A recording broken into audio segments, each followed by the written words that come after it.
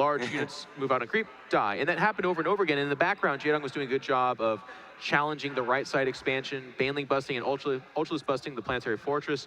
And when you can't reinforce with another big blob, you eventually dry up, and that put Polt in that all-in situation where, as you said, he's got 2 orbitals. More importantly, he's not mining at all. So what does he have to do? He has to all in with that army, and it's not a good choice. No, when Terran really has to attack and they have no more money in the bank and they know that they're like kind of positioning their army right now in a position they shouldn't be, but they also kind of have to because, you know, clock is against them. You know it's going to be bad. And if you give Jaedong the opportunity to set up the perfect engagement, well, he's going to jump on that and he's going to execute it as well as anyone. So if Way Station is the map that a Zerg player would like, I have to imagine Merry-Go-Round is the map that a Terran player would really like. Now, in the past in this tournament, we even saw, I think it was here, it might have been Bucharest, but we saw a Roach opening from one of the Zergs. That was something that they did to try and crack the Terran before they really got up and going, keep them off that third base. Jaedong has been known to be what you would call cheesy or aggressive. Is he going to pull a fast one out here, or does he try to play it standard? We'll have to see. Yes, we do, Jeff. Yes, we do. I was just getting the scoreboard ready and stuff. Actually, and I still didn't do a good job. Jeff, take it away. Introduce the players properly. All right, guys, give a big cheer. This guy needs your support. It's Captain America himself in the top left-hand side, the Blue Terran, CM Storm Polt.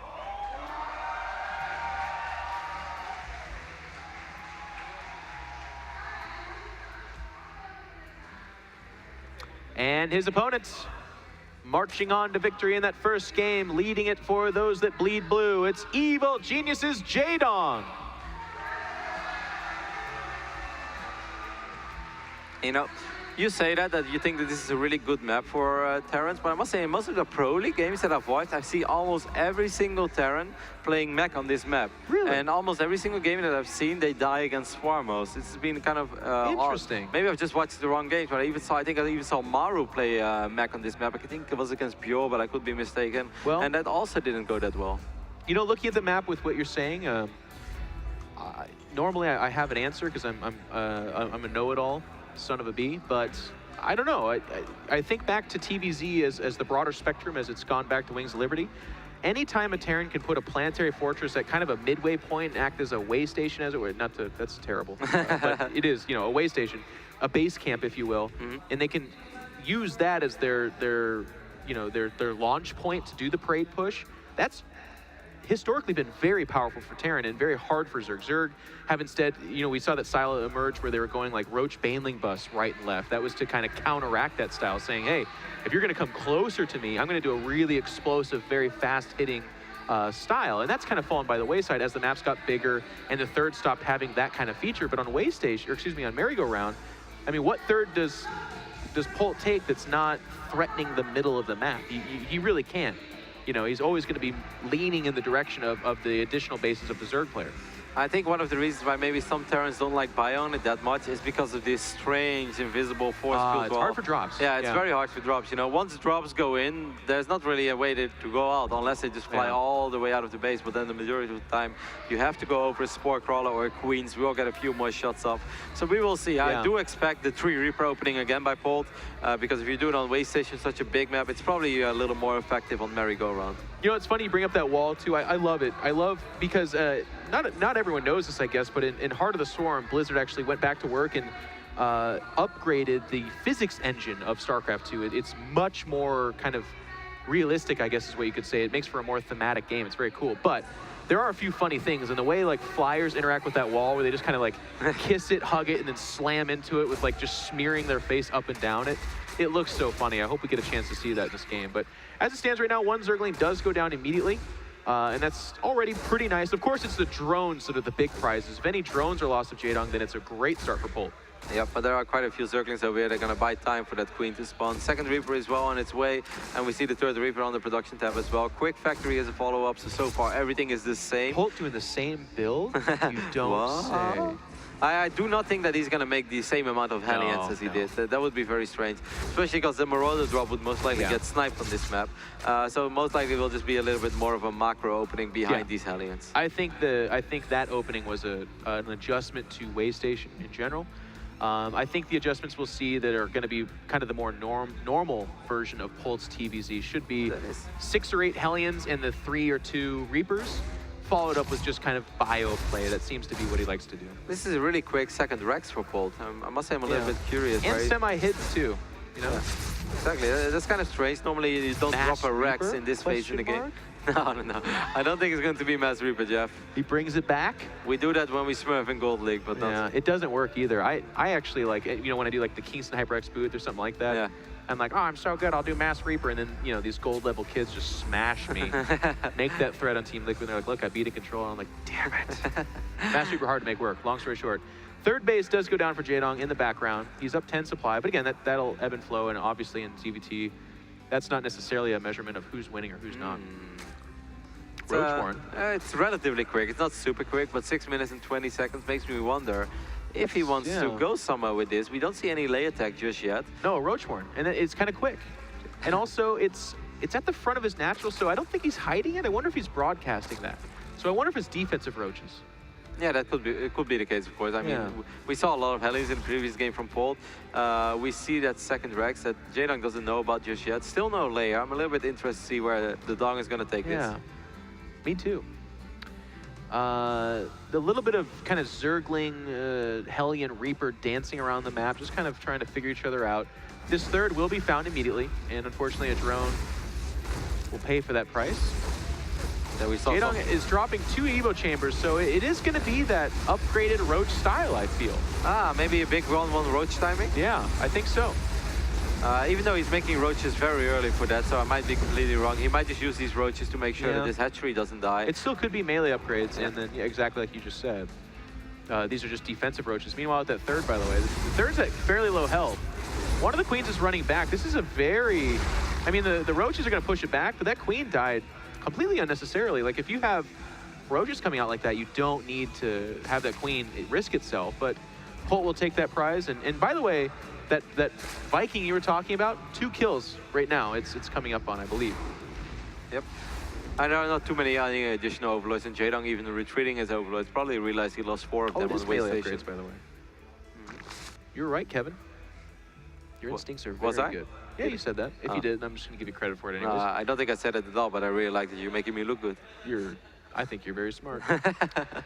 You know what? Even though the Viking only has 2 kills this time as opposed to the 4 of the game previous, I love this to be done every single game. Look at, I mean, Jaedong's vision, because of these Hellions and Reapers and because of that Viking, it's non-existent. It's creep-based vision right now, which is, you know, pretty okay because he's got several queens out there doing that. But otherwise, he has no idea if there's a third down behind this, if there's some weird 6 racks follow-up. Now, Polt's very kind of monotonous about his builds, but that being said, you still want to be in the know. This is a little bit more similar to what we know. Stimpack is actually going to be ready. This is 9 minutes and 40 seconds. This is a really quick drop. Yeah, double drop, Oh my god, all we have is 6 Roaches and 3 Zerglings. This is going to be really hard for Jaedong to deal with. If these units put themselves in the middle line, what a quick drop over here by Polt, with Stim being ready already. Yep, and there's actually Reapers and Hellions out there hitting that third at the same time. It looks like he's going to now target down the lair. A little bit of a weird choice, by the way. We'll see if I get to be critical about a queen spazzing out. They're doing what they can, are the Roaches and Lings, but there's just that Stim, the 2 medevacs, they're doing a lot of damage. It looks like they eventually will get pushed back.